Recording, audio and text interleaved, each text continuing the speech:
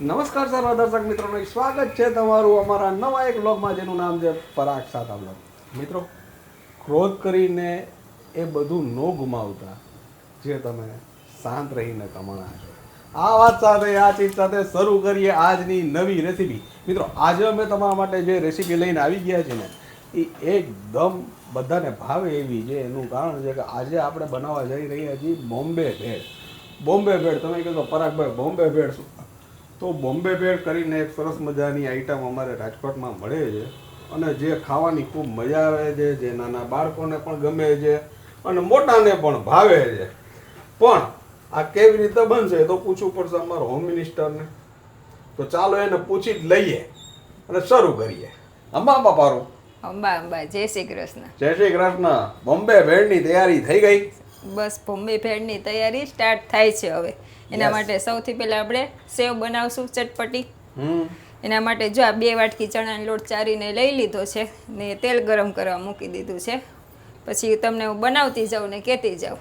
બરોબર છે એ તો વાત. હા, નાના બાળકોને મોટાને નાની મોટી ભૂખ લાગી હોય ત્યારે ગમે ત્યારે આ આપણે ખાઈ શકાય ને ખાવાની એટલી મજા આવે એટલા માટે 2 વાટકી ચણાનો લોટ લીધો છે ને એમાં આવશે સ્વાદ અનુસાર નમક.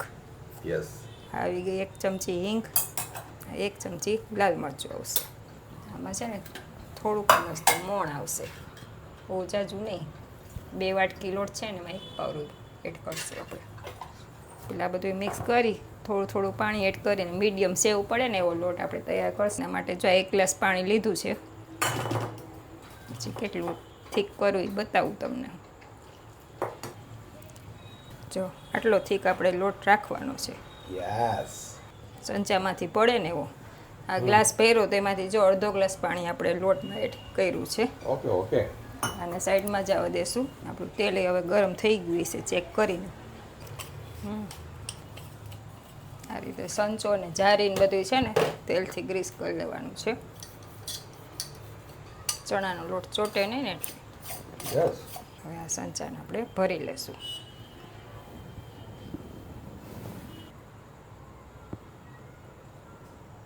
સેવ માટે સંચો ભરાઈ ગયો છે.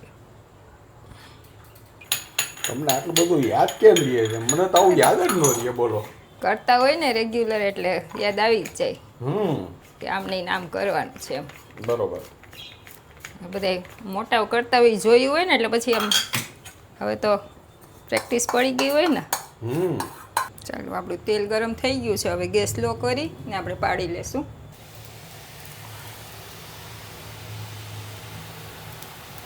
આમ ઉલટું ફેરવી. જુઓ તમે, દિવાળીની રોશની જેવી રોશની થાય છે. ભેળમાં મિક્સ થઈ જાય ને એટલે ઝીણી સેવ કરીએ આપણે.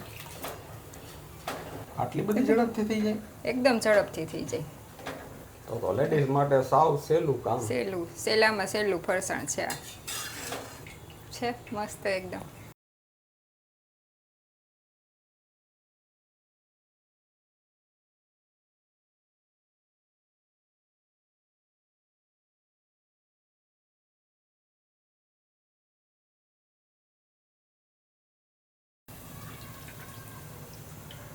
ચાલો, સેવ આપણી રેડી થઈ ગઈ છે. હવે આગળ તમને બતાવું. આપણી સેવ રેડી થઈ ગઈ છે ને આ તેલ ગરમ છે ને એમાં જ આપણે આ 50 ગ્રામ મકાઈના પૌવા લીધા છે. એટલે આમાં આપણે ફ્રાય કરી લઈશું એટલે ઝડપથી થઈ જાય.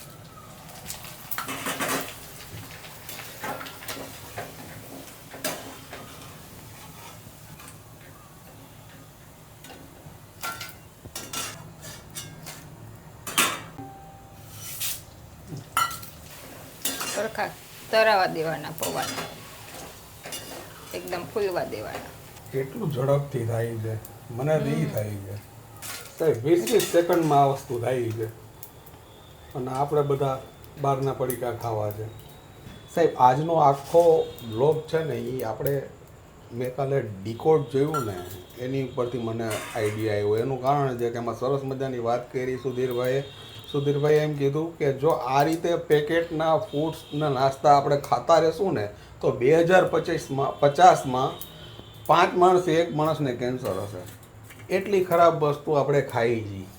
તો બને ત્યાં સુધી હવે બહારના પેકેટના નાસ્તા ઓછા કરીએ અને બને ત્યાં લગીને ઇઝીએસ્ટ નાસ્તા છે ને હવે ઘરે બનાવીએ, તો એના માટેની એક આ શુભ શરૂઆત છે.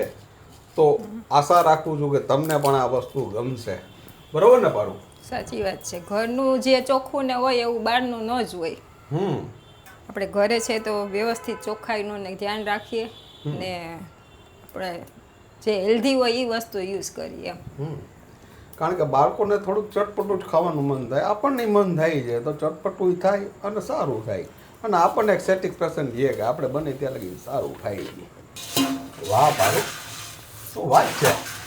રોગા મમરા બનાવો છો તમે? મમરા બનાવતી નથી, મમરાને કડક કરું છું. આ ભેજવાળું વાતાવરણ છે ને એટલે પહેલા થોડાક એમને ડ્રાય શેકી લેવા પડે. ઓકે, એટલે એની આ પ્રોસિજર છે, બરોબર ને? પ્રોસિજર છે. યસ. ભેજવાળા વટાણમાં કરવા જ પડે તો જ મમરાની મજા આવે, નકર ન આવે. આમ ખખડી જવા જોઈએ. ખખડાવી નાખો ભાઈ. ખખડાવી નાખવાના. પેલા મમરાને ખખડાવવાનું, પછી અમને ખખડાવી નાખો. ના તમને થોડાક ખખડાવાય. ચાલો, આ મમરા આપણા સરસ કડક થઈ ગયા છે. 250 ગ્રામ મમરા લીધા છે આપણે, તો એકદમ થઈ ગયા, બળબળ ભૂકો થાય એવા. હવે ફાઇનલ ટચ ચાલુ થાય છે. ફાઇનલ ચાલુ થાય છે. આ તેલ આપણું ગરમ છે ને, આમાંથી જ આપણે જો આ છે ટીપ ને ટીપ. ગરમ તેલ આવી ગયું 3 ચમચા. એમાં છે આ દારિયાની દાળ. યસ. ને આ છે સિંગદાણા. બે એક વાટકી લઈ લીધા છે આપણે. શેકેલી દાળિયાની દાળ. શેકેલી દાળિયાની દાળ. ઓલરેડી તેલ ગરમ છે ને એટલે પહેલા આપણે આ દાળ આમાં ફ્રાય કરી લઈશું. જાજુ તમારે મહેનત નહીં, ગરમ તેલમાં થઈ જાય બધું. ફટાફટ થઈ જાય.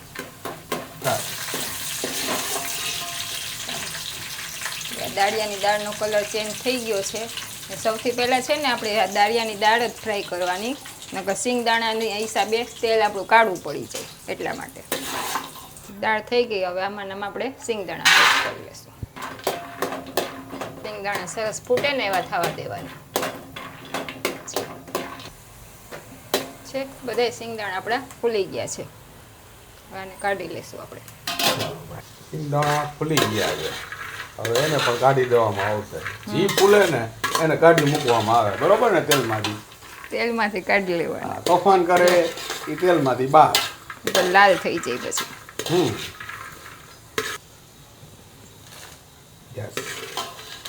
આપણા સિંગદાણા પણ આવી ગયા.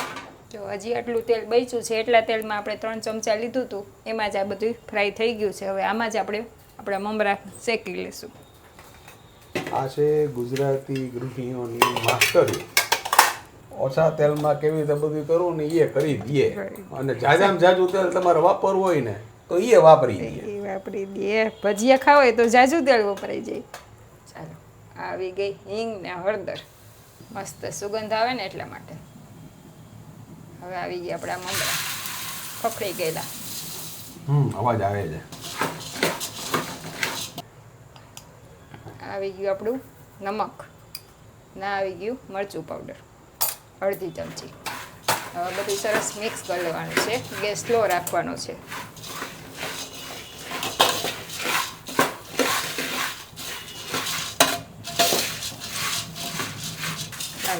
ગેસ આપણે ઠારી નાખ્યો છે ને, આપણું આ તપતું હોય ને એટલે 2-3 મિનિટ છે ને આ મમરાને હલાવવા પડે, નકર નીચેથી દાજવા માંડે. એકદમ તપતું હોય ને એટલા માટે. હવે આ ગરમ છે ને એમાં જ આપણે આ છે દળેલી ખાંડ 2 ચમચી, આ છે 1 ચમચી આમચૂર, આ 2 ચમચી આ ટોપરાનું જાડું ખમણ છે. આ બધી વસ્તુ આપણે આ ગરમ સેજ છે ને એમાં જ એડ કરી દેશું એટલે સરસ મિક્સ થઈ જાય. આમાં ચોટી જાય. આવું જાડું ખમણ લેવાનું બને તો એનો સરસ ટેસ્ટ આવે છે આમાં.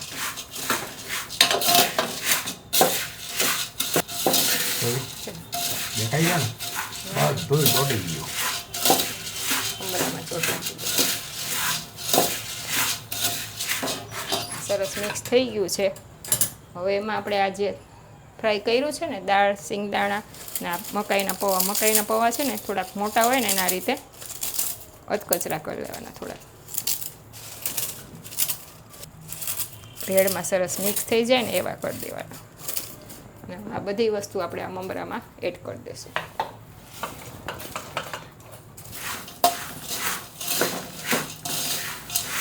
બધી વસ્તુ આપણી સરસ મિક્સ થઈ ગઈ છે.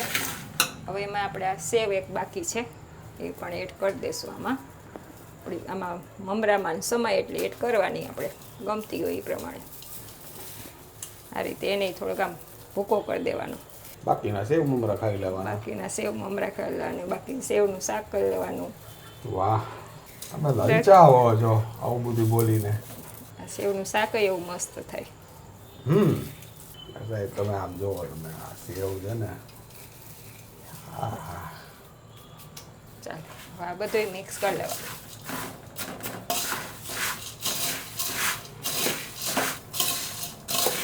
છે ને એકદમ કલરફુલ.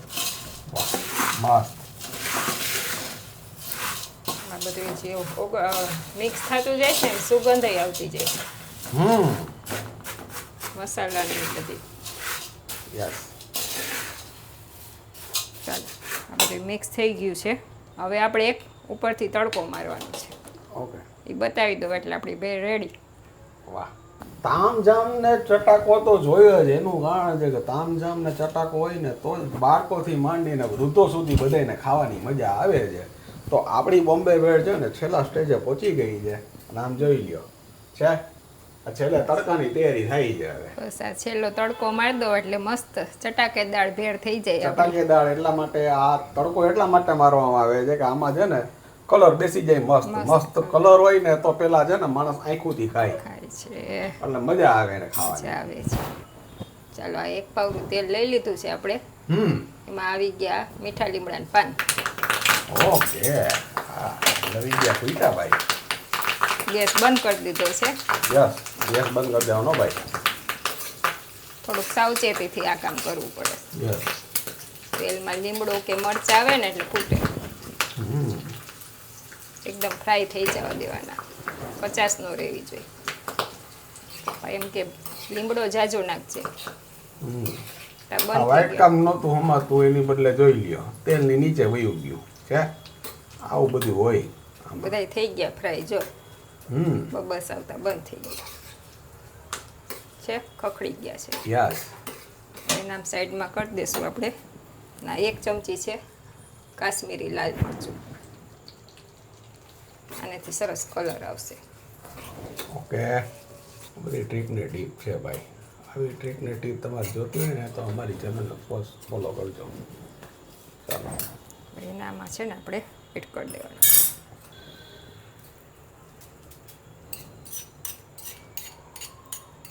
આવી ગયો આપણો લાસ્ટ તડકો. હવે આને સરસ મિક્સ કરી દેવાનું છે. જોવો તમે સાહેબ, આજે હવે કલર થશે ને એ એક્સ્ટ્રા ઓર્ડિનરી થશે. થયું ને, જોઈને ખાવાનું મન એકદમ. બધા એમાં મિક્સ થઈ જાય ને એ રીતે સરસ મિક્સ કરી દેવાનું. હવે સાહેબ તમને પોતાને મન થઈ જાય. એકવાર આ રીતે બનાવશો ને પછી તમને કાયમ માટે આવું જ બનાવવું પડશે. ચાલો, મસ્ત મિક્સ થઈ ગયું છે આપણું. યસ.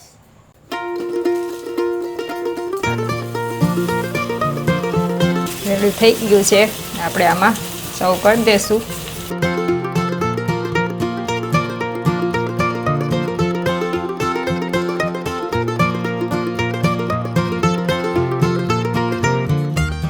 રેડી છે આપણી બોમ્બે ભેળ. તમે નાના બાળકોને, મોટાને, નાની મોટી ભૂખ લાગે ત્યારે ગમે ત્યારે ખાઈ શકાય ને એકદમ ઝડપથી બને. બહારગામ લઈ જઈ શકાય. એરટાઈટ ડબ્બામાં ભરી લેવાનું આને, પછી મન થાય ત્યારે ખાવાનું. Okay, thank you very much my dear friend. ધ્યેય છે ને એ સુખી થવાનું હોય છે, સુખી દેખાવાનું નહીં. આ વાત સાથે, આ ચીજ સાથે ફરી મળીશું નવી વાત સાથે.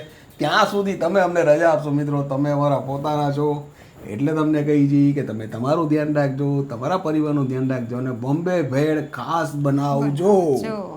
નમસ્કાર.